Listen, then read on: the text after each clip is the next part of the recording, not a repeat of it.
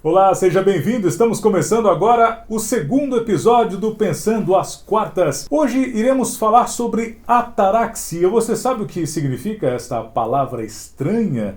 Já imaginou como ela pode ser aplicada no seu dia a dia? E mais uma pergunta interessante.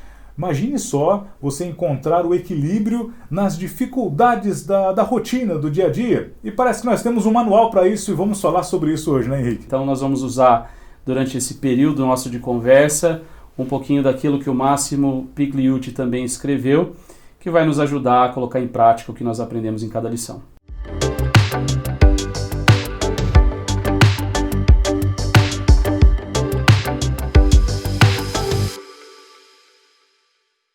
Nesta caminhada com a gente, faça o seguinte, faça a sua inscrição aqui no canal. Aproveite também se você está curtindo o conteúdo, se você já conheceu o nosso primeiro vídeo, assista esse segundo, deixe lá o seu like, a sua curtida, compartilhe com as pessoas que você sabe que podem se identificar neste conteúdo, pessoas que podem se beneficiar com isso que estamos apresentando para você, que não é na realidade algo nosso. Estamos fazendo aqui uma revisão de algo antigo que é a filosofia e que beneficiou muitas e muitas gerações e continua fazendo isso até hoje. Gostaríamos, Henrique, de agradecer, fazer uns agradecimentos especiais. Nesta semana que se passou, tivemos aí sugestões, comentários. Exato. Alguns amigos nossos, não foram só nossas mães que elogiaram não foi o programa, mas tivemos aí comentários, inclusive propostas de parceria. Sim, foi muito bacana, Foi muito legal. Vamos agradecer aí, em especial, o Mauro, lá do O Jornalzinho, que está divulgando o material lá na página, no site também. Temos o Fala São José, que é lá do Luiz Fernando. Muito obrigado pela parceria. Ele está nessa semana divulgando o conteúdo do Meditações e concluindo os 7 dias de meditações que tem lá como programa. Ele vai iniciar também a divulgação aqui do programa Pensando às Quartas. Muito obrigado, Luiz Fernando. Obrigado. E gostaríamos de agradecer também ao professor coordenador Divino Risso e do professor Jonas, que inclusive fizeram um convite para a gente, né? Exato. Conta um pouco aí como é que foi. Tivemos o convite também do professor Jonas e do professor Divino, para termos um pouquinho também um contato aí com os alunos lá da ETEC, e vai ser muito bacana.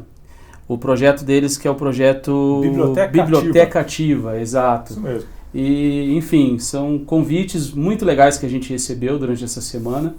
E, logicamente, que somos gratos a todas essas pessoas que estão acreditando nesse projeto, que eu acho que vai ser um projeto muito legal. E falando das sugestões e comentários, eu gostaria de pedir na produção aí que soltasse um comentário que nós recebemos essa semana do Binguinha Viana. Vai lá, com vocês. Escutem aí. Eu gostei bastante. O papo discorreu bem gostoso, então facilita bastante. E também que a forma como vocês se apresentaram, a pessoa não entende por que vocês sabem de filosofia, Acho que é legal vocês falarem a formação de vocês nessa área, sabe? Gostaria de começar, em primeiro lugar, apresentando aqui meu companheiro e amigo, Eduardo Cunha, que é bacharel em teologia pela Faculdade Entre Rios e também está cursando filosofia e é coach pelo Instituto Hollos. É isso, Isso mesmo. E prazer, cara. Binguinha, respondendo a sua pergunta, porque nós falamos de filosofia, no currículo de teologia está incluída ali a filosofia.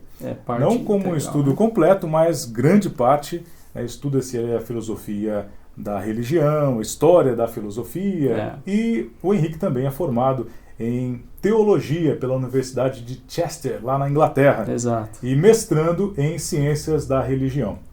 E aí nós podemos até expandir um pouquinho mais este assunto, não só para o nosso amigo Binguinha, mas para quem está acompanhando este canal, outros professores interessados em filosofia, que sabem, com certeza, aqueles que são interessados, que a filosofia ela não é restrita à academia. O ato de filosofar, ele é do ser humano. Toda vez que você faz um questionamento de onde eu vim, para onde eu vou, por que eu estou aqui, por que me foi dada essa oportunidade nesse local, nesta cidade, neste estado, neste país, nesta época Tudo isso é filosofia. Você nunca pensou nisso? Com certeza. Alguém já pensou isso em algum momento da vida. Tudo isso é filosofar. Exatamente. E a gente tem como propósito também nesse projeto trazer um pouco da filosofia aplicada, né? Aplicar a filosofia também no nosso dia a dia, como o Edu disse, que filosofar é uma coisa que o ser humano faz talvez desde a sua existência, né? As perguntas que nos cercam, o que cercam os seres humanos, elas não mudam muito, né? A gente quer buscar um sentido na vida, a gente quer saber por que nós estamos aqui, né? Por que vivemos, para onde vamos, como que é isso, né? Sim. Como é essa história humana. E eu acho legal a gente poder falar um pouco da prática da filosofia, como ela pode fazer diferença realmente na nossa vida. Quando se fala de filosofia, se pensa muito naquele estudo meio complexo, de palavras difíceis, de nomes estranhos, né? Sim. Porém, a filosofia pode ser algo muito presente na sua vida e talvez você não saiba, mas já está presente na sua vida de alguma forma. Você vive alguma filosofia. A nossa era vive uma filosofia. Então, na verdade, nós tentamos nos descobrir dentro dessa era e é interessante, então, que nós vemos uma busca também filosófica muito grande hoje de jovens também, né? Sim. E é o que nos trouxe a pensar um pouquinho sobre falar sobre o estoicismo, que tem sido tão discutido, tão popular, com novas figuras aí, principalmente nos Estados Unidos, com grandes escritores, com pessoas que falam de uma forma muito prática sobre a filosofia estoica. Uma filosofia tão antiga, né, que vem ali do 3º século antes de Cristo. Então, quer dizer, alguma coisa está acontecendo nesse mundo filosófico e a gente, logicamente, é parte dele. Uma coisa também interessante que eu queria deixar para o pessoal pensar nós vivemos numa geração, até mesmo os milênios, né, que são aqueles nascidos ali depois de 80, Sim. enfim, nós temos uma geração que não é muito religiosa, né? Você tem um grupo de pessoas numa certa idade aí que não se encontrou muito dentro da religião. Nós estamos aqui falando que não é bom se ter uma religião, não é isso, mas é interessante como existe uma certa animosidade de uma geração que não quer ouvir de religião, não quer ouvir de igreja, não quer ouvir dessas coisas todas, mas que estão mais abertos a, de repente, ouvir de um pensamento filosófico, porque a filosofia não está diretamente ligada a um pensamento religioso, digamos assim, né? Mas também tenta explicar o ser humano, assim como a religião também vem para tentar dar algum tipo de esperança ao homem que vive nesse mundo titubeando, querendo saber o porquê existe, o porquê né? Sim. E então é interessante que a filosofia tem um ponto de encontro com uma geração que é menos religiosa, mas é muito... busca alguma coisa que dê sentido para a vida também, né? Bom, vamos fazer aqui uma introdução rápida para chegarmos então no estoicismo, que é o assunto de hoje, né? E mais especificamente dentro do estoicismo, o Henrique vai falar um pouquinho sobre a ataraxia, essa palavra estranha, né? O que será que significa isso? Uma doença? Bom, o período helenístico da filosofia, lá na Grécia, ele surge logo depois da morte de Aristóteles. Se você não conhece Aristóteles, né, talvez não conheça Platão também, que vem antes de Aristóteles, pesquise um pouquinho sobre esses dois grandes personagens que marcaram a história da humanidade. Bom, depois da morte de Aristóteles, a filosofia entra nesse período helenístico, que não tem apenas poucos nomes de filósofos, mas de repente começam a surgir várias escolas neste período. Entre elas, nós temos o epicurismo, de Epicuro, que tratava de uma filosofia mais voltada para o prazer. Você teria que viver uma vida de prazer, porque o homem busca o prazer. Mas não vamos pensar, quando se fala em prazer, de repente algo desregrado, de qualquer jeito, vamos viver a vida aí, vamos festar. Não nesse sentido. Mas o Epicuro dizia que você deveria encontrar prazer em todos os momentos da sua vida. Está com sede? Você ter o prazer de tomar uma água. Está com fome? O prazer de satisfazer a sua fome, né? O seu desejo de se alimentar. Você está com saudade, né? Resolva isso. Procure a pessoa que você está com saudade. Não fique, né, guardando o prazer para depois, né? Viva ele e com intensidade. Estou falando de uma forma bem superficial. O epicurismo vai muito além disso. Temos também os cínicos, né? De repente, hoje em dia, a gente fala, fulano é cínico, né? Virou uma palavra pejorativa. Poderíamos dizer que eram aqueles que queriam levar uma vida mais simples possível, mais simples possível. Uma relação até que nós, né, da nossa faixa etária, temos de alguém que mora num barril, você que está nos acompanhando aí, né, o editor vai colocar para a gente uma imagem bem conhecida de alguém que viveu no barril, né, o Chaves. Pois é, os cínicos também tinham isso, inclusive um deles, Diógenes, se eu não me engano, ele optou por viver em um barril, né? Então ele queria viver o mais simples possível da vida e passar isso para as pessoas, que elas pudessem buscar a simplicidade no seu dia a dia. Como eu disse, repetindo mais uma vez, estou sendo aqui bem superficial nessa explicação, só para mostrar as diferenças. E dentro dessas escolas que surgiram no período helenista, a gente tem os estoicos. Exatamente. Os estoicos que surgiram lá com Zenão de Sítio, e esse nome é por conta do lugar que eles ficavam, né? Estoa seria uma porta, um portal. Um pórtico, né? Um pórtico, em que eles ficavam ali logo na entrada da cidade de Atenas, que tinha muito movimento, muitas pessoas chegando, saindo, e todas elas preocupadas com o que tinham que fazer. Era trabalho, eram as tarefas do dia a dia. E às vezes, nessa correria do dia a dia, elas acordavam e não pensavam em viver a vida. Elas pensavam só em praticar aquela atividade, e às vezes elas não paravam mais para olhar para si e perdiam esse contato com elas. Então, de repente, os estoicos passavam a dedicar grande parte do tempo a despertar nas pessoas ei, você, para um pouquinho com essa correria. Você já pensou que você pode ser feliz agora, nesse momento? Não só quando você terminar a faculdade, não só quando você conseguir aquele emprego legal, quando você começar a namorar, só quando você casar, só quando você tiver a tal pessoa, ou quando tiver aquele carro, ou aquela casa, ou enfim, né, você pode encontrar a felicidade agora, neste exato momento, e os estoicos faziam isso com as pessoas que passavam por ali. Então não era uma filosofia dentro de quatro paredes, era uma filosofia ao ar livre.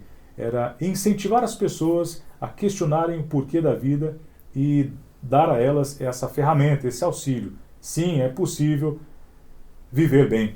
Exatamente. O estoicismo acontece num período em que havia assim,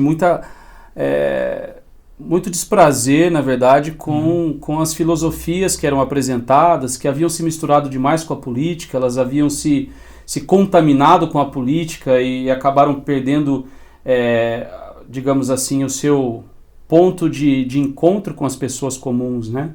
E perderam, na verdade, a confiança do povo, né? É interessante que sempre, no meio de um processo de grande mudança, algo de grande importância também acontece, né? Quando existe na população uma certa insatisfação com algo, de repente existe um grupo aí que se levanta e diz, não, vamos mudar isso, vamos fazer diferente. Eu acho que trazer de novo a filosofia para a discussão do dia a dia das pessoas foi uma das coisas que o estoicismo buscou fazer, né? E como o Du disse, ele nasce com Zenão de Sítio, né? E depois ele ganha grande repercussão também em Roma, 2 séculos depois, e nas pessoas de Marco Aurélio, como também nós temos Sêneca, né, que também aparece como uma figura muito importante. Sim. E o Epiteto, né, o epíteto, pode dizer epíteto, tanto faz, que são figuras importantes no estoicismo, dos quais nós também vamos discutir e falar aqui, né? Então o estoicismo aparece como sendo algo novo, algo diferente na praça pública mesmo da discussão filosófica e ganha uma grande proporção na sua época, né? Então é muito interessante. E vamos então ao esclarecimento, ataraxia. O que seria isso? O que é ataraxia, hein? Ataraxia. Talvez uma das palavras que mais traduzam melhor a ataraxia é a ideia de serenidade. Talvez a melhor tradução seria serenidade. E a grande questão estoica aqui, então, é como buscar serenidade num mundo de adversidades, né? Talvez nós entendemos o mundo como sendo um mundo em que a nossa busca é sempre pelo pela alegria, pela felicidade, por momentos de grande prazer com família e com tudo. Sim.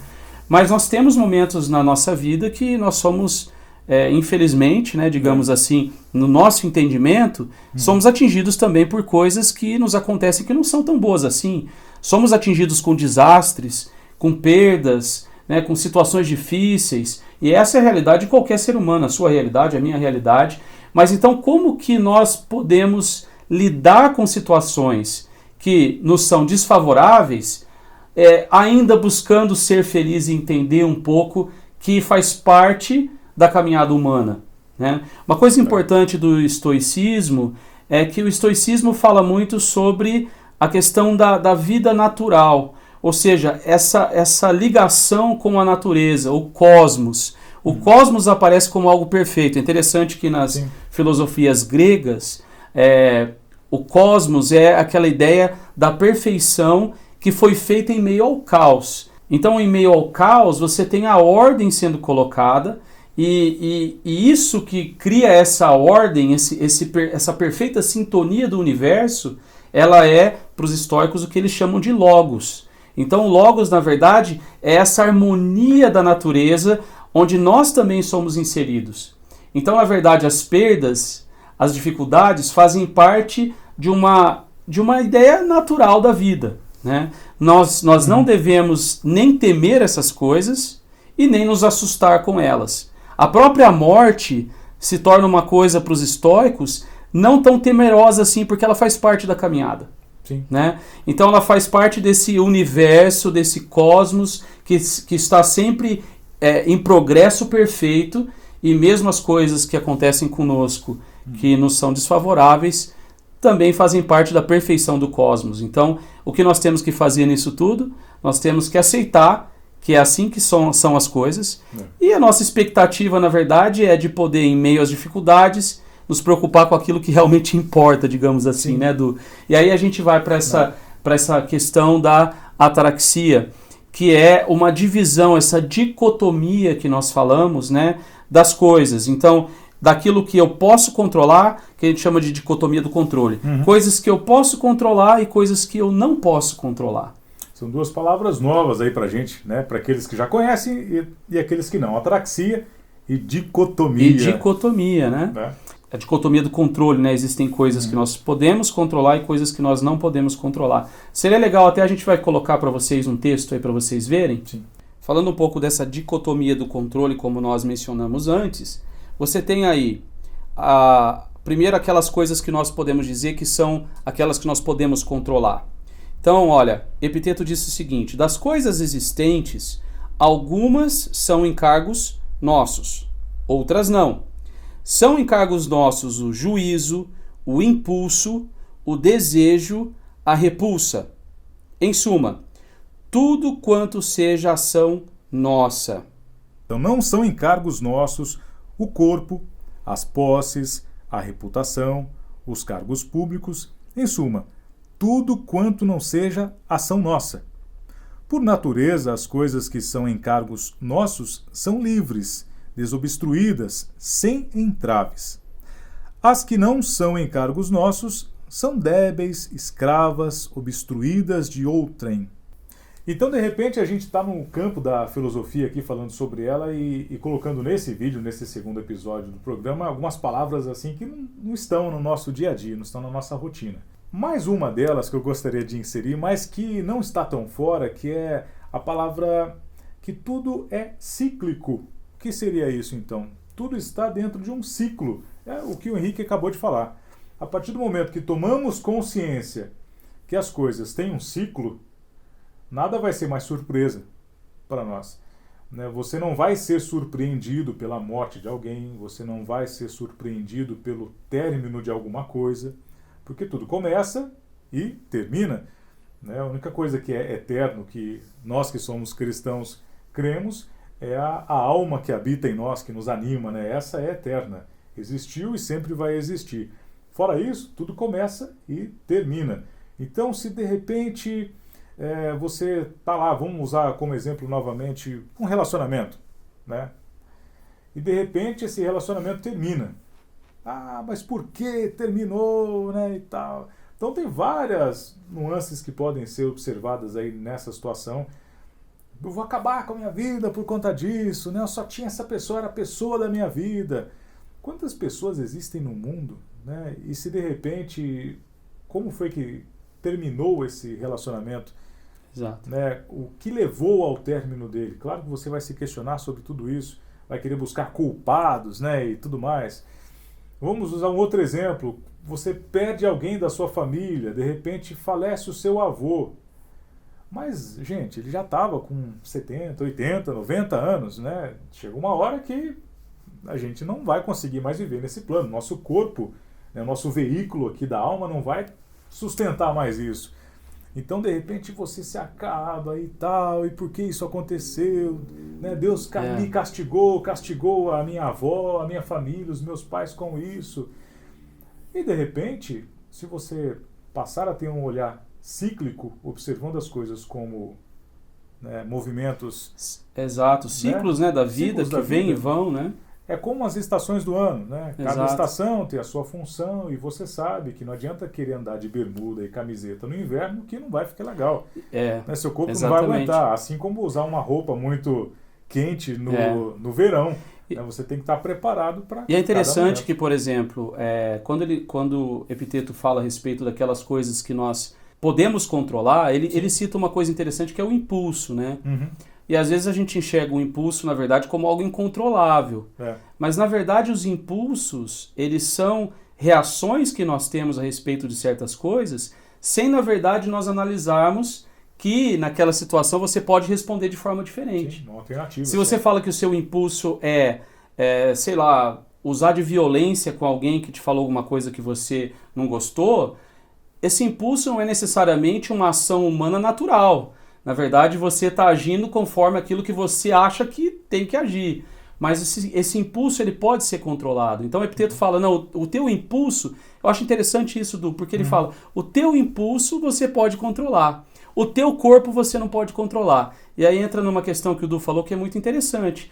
Naquilo que a gente já falou antes, que é a ataraxia, que é a divisão das coisas que eu posso controlar e as que eu não posso, você vai dizer assim, mas o meu corpo eu posso controlar.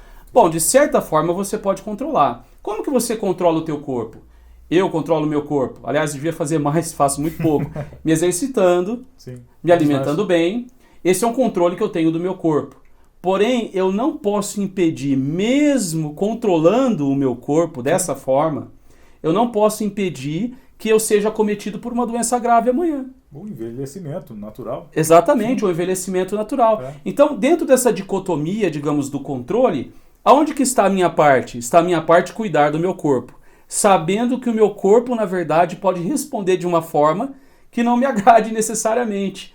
Então, embora eu controle certas questões que dizem respeito ao meu corpo, aquilo que eu não posso controlar, infelizmente, fica à mercê daquilo que os estoicos pensam que é exatamente essa questão cíclica que pode acontecer. Uma coisa importante também do estoicismo é que quando a gente enxerga essa questão do cosmos ou do logos, que controla todo o cosmos, que tudo age em perfeição, os ciclos fazem parte do cosmos. Né? Tanto que nós temos aí os próprios ciclos de um ano. Né? É lógico que nós moramos num país tropical que a gente não vê isso muito claro, né? Mas você tem lá o inverno, você tem o verão, você tem as estações, tudo é cíclico. E um estoico, ele olha a questão... da perfeição do universo, até mesmo quando ele é atingido por ele. Então faz parte da perfeição do universo a minha doença, a minha perda. E muita gente é muito crítica desse pensamento também estoico, porque diz o seguinte, mas você aceita tudo, é muito receptivo, é muito, como é que eu vou dizer? Muito mole. Muito mole, não tem uma reação a nada. Ação, como que funciona? Tudo é do cosmos, tudo é perfeito, tudo acontece como tem que acontecer. Sim. Mas a grande realidade é que ele se preocupa, sim, em controlar as coisas que a ele cabem. Então eu me preocupo, sim, em levantar de manhã e pensar como eu posso fazer o meu melhor. Mas eu tento não pensar naquilo que pode me suceder, que são questões que eu não posso controlar. Isso não tenho o que fazer. De fato, não tenho o que fazer. E se você perceber, nós falamos isso até no nosso primeiro programa, muitas das nossas ansiedades são causadas por aquilo que a gente não pode controlar. Uma das frases, talvez, estoicas mais famosas e mais mal interpretadas é aquela que diz o seguinte, olha, viva hoje como se fosse o seu último dia. Só que num contexto estoico, sim, viver como seu último dia não é como viver o seu último dia no nosso pensamento atual. Sim. Porque, não sei, do que você pensa em fazer se fosse teu último dia, né? Vou falar... Tem uma música assim, né? Senhor. Eu ia talvez xingar todo mundo que eu sempre quis xingar e não xinguei. Eu ia arrumar as brigas que eu queria arrumar e não arrumei. Eu ia fazer as coisas erradas que eu tinha medo de fazer, não fiz e vou fazer. Mas um pensamento estoico, veja bem, uma das coisas piores que pode acontecer a um estoico é ele morrer sem percepção nenhuma de que a morte estava chegando. Porque a morte é algo tão especial e faz parte de um ciclo tão importante na vida do homem que o estoico quer estar preparado para aquele momento, que é um momento importantíssimo e um momento a ser, de certa forma, celebrado. Não que você celebre a morte por ela acontecer, mas você não a teme. Sim. Então, viver como se fosse o seu último dia é você poder enxergar a sua vida em retrospecção e tentar entender tudo aquilo que você construiu até o momento.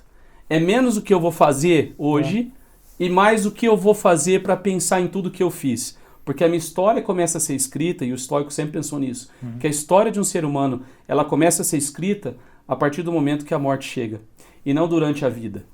A vida você ainda não terminou a história, ela ainda está ocorrendo, né?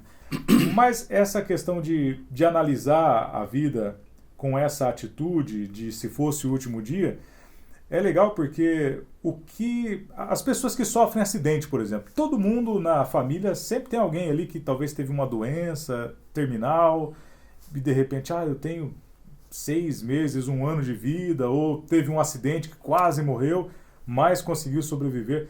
E essas pessoas tiveram uma mudança drástica no pensamento. Interessante, né? Muitas delas têm realmente uma mudança de atitude grande. E com esses pontos, né, ela passa a dar mais atenção ao tempo, ao momento presente, às pessoas que ela ama, aqueles que ela precisa buscar um perdão ou receber o perdão.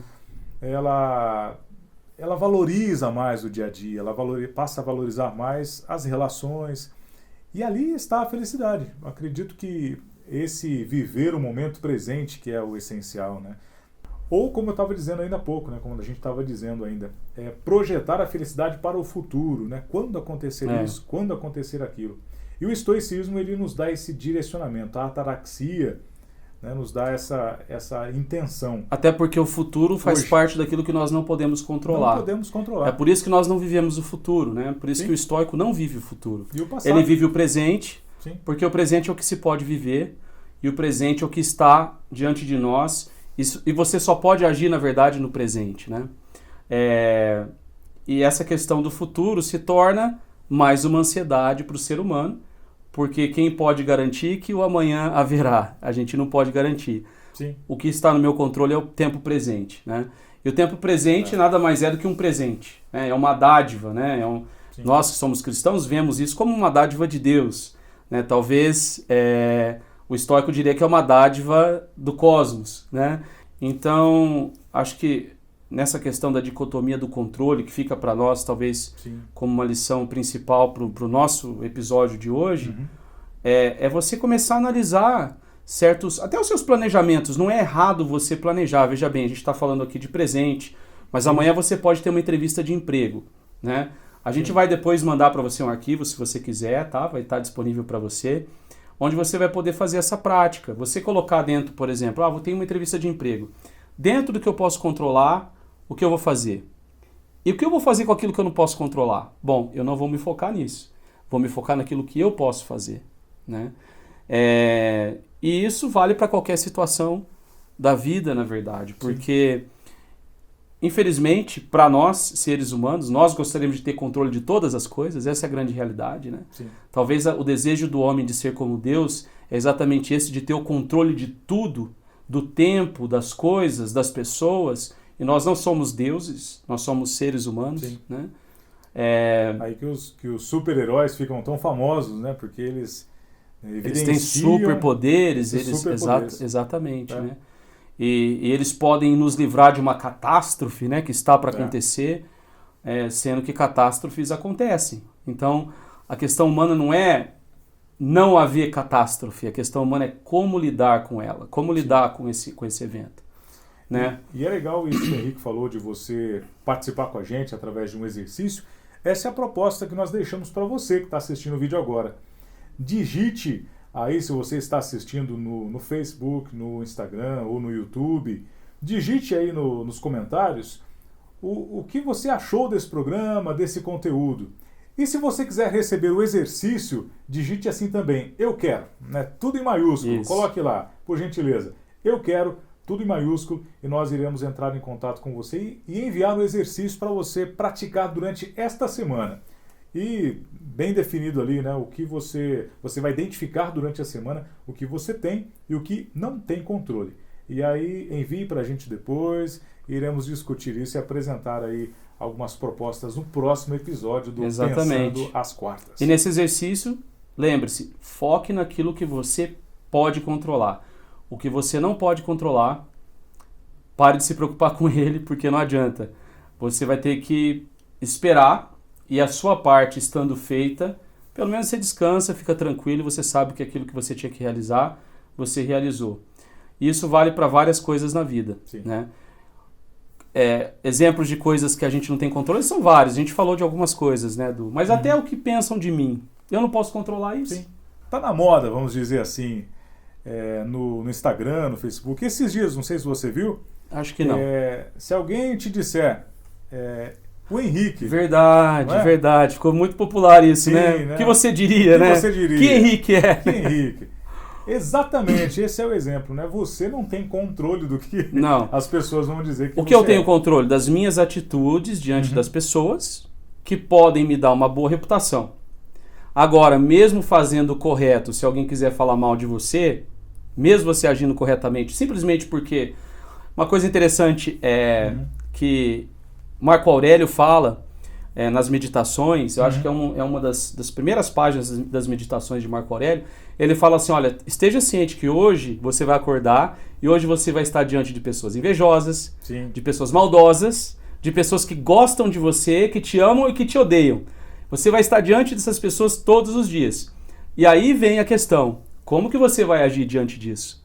Né? Eu vou me prender às que me odeiam ou eu vou tentar aproveitar das que gostam de estar do meu lado, querem estar do meu lado, fazem questão de estar do meu lado? Sim. Então, essas questões... Marco Aurélio fala isso, olha, gente, aquilo que falam a seu respeito, que não gostam de você, você não pode controlar. Você não pode convencer uma pessoa que te odeia a gostar de você, principalmente se ela não tiver uma razão, digamos assim, justa para isso, né, de certa forma. Então, você vai ter olhares de inveja, vai ter olhares de pessoas que vão torcer por você. Onde você vai se focar? Bom, se você tentar convencer a todo invejoso de querer o seu bem, acho que você vai viver sofrendo. E a ansiedade vai tomar conta do seu coração. Então pense nisso, até naquilo que as pessoas pensam de você, falam. O que você tem controle é atitude sua diante das pessoas, atitude sua diante da sociedade. O restante você não tem controle. O que vão falar de você? E é uma brincadeira, parece boba, mas que tem muita gente que está ficando chateada com isso. De repente você posta lá, né, o que diriam... se alguém perguntar quem é Eduardo, o que você diria? Eduardo? De repente pode aparecer algumas respostas lá que eu posso olhar e não concordar muito, e aí eu vou acabar com o meu dia por causa disso, eu vou acabar com a minha semana, com o meu ano, mas eu não esperava que pensavam isso de mim, né? E de repente, se você não leva isso na brincadeira como uma situação que você não tem controle, você fica realmente para baixo, né? Pode entrar numa depressão, inclusive, por talvez descobrir coisas que pensam de você que você não sabe. E a pergunta do estoico é exatamente essa. Por exemplo, alguém me chama de gordinho. Sim. O que eu vou dizer? Bom, tem duas coisas aí. Ou a pessoa está certa ou está errada. Se ela está certa, eu vou dizer, bom, sou mesmo e vamos que vamos. Vamos tocar a vida, porque eu não posso... Eu posso mudar, mas vai demorar um pouquinho de tempo. Ou simplesmente não me serviu. Aquilo que não me serviu, bom, não me atinge, deixa pra lá. Pronto. Não me importa. né? É. Agora, é perigoso, né, Edu? Esse exercício Sim. que estão fazendo na internet é perigoso. É. O que você diria de mim é meio perigoso. Acho que eu não quero perguntar pra ninguém, não. Deixa pra lá. Eu tô fora dessa. Para você que está aqui nos acompanhando, agradecemos imensamente a sua audiência até aqui, né? Você que Muito ficou obrigado. com a gente aqui até o final do programa, até o final do episódio, desse segundo. Se você perdeu o primeiro, aproveite e confira aí na rede social que você está acompanhando, no canal, e assista o primeiro programa, por gentileza, deixe seu comentário lá também. Mais uma vez peço para se inscrever, para curtir, para compartilhar com as pessoas que você sabe que podem ser beneficiadas com este conteúdo. E nós esperamos muito que você seja realmente beneficiado com aquilo que preparamos para você. E falando nisso, nós gostaríamos de concluir com uma oração. Verdade. Olha só. Que é muito estoica, né? Sim, uma oração estoica. Uma oração estoica. Que é uma oração muito conhecida, né, Edu? Que é chamada de Oração da Serenidade. Sim. Que foi escrita por um reverendo americano, Reinhold Niebuhr. Acho que esse é o nome correto, Reinhold Niebuhr. E se tornou muito, muito usada, até mesmo em grupos, né, não diria de autoajuda não, mas de mútua ajuda. Uhum. Como, por exemplo, os alcoólicos anônimos aqui do Brasil que usam essa oração, que é chamada de Oração da Serenidade. Du, você que tem a voz linda aí, você não quer, por favor, ler pra gente? Então, a gente encerra com essa oração estoica, né, que fala exatamente da dicotomia do controle, coisas que eu posso controlar, coisas que eu não posso controlar. Então, vamos lá. Vamos lá. Deus, conceda-me a serenidade para aceitar aquilo que não posso mudar, a coragem para mudar o que me for possível e a sabedoria para saber discernir entre as duas, vivendo um dia de cada vez, apreciando um momento de cada vez, recebendo as dificuldades como um caminho para a paz, aceitando este mundo cheio de pecados como ele é, assim como Jesus fez, e não como gostaria que ele fosse. Confiando que o Senhor fará tudo dar certo, se eu me entregar à sua vontade, pois assim poderei ser razoavelmente feliz nesta vida, e supremamente feliz ao seu lado na outra. Amém. Amém. Até mais, pessoal. Até mais.